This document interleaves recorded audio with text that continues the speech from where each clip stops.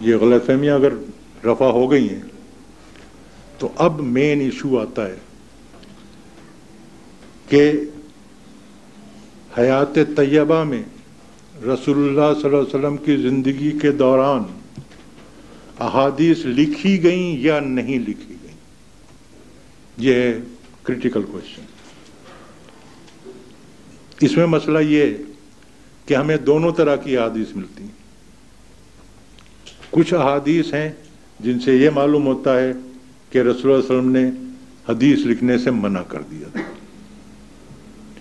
اور کچھ احادیث ہیں جن سے یہ معلوم ہوتا ہے کہ رسول اللہ صلی اللہ علیہ وسلم نے حدیث لکھنے کی اجازت دی تھی.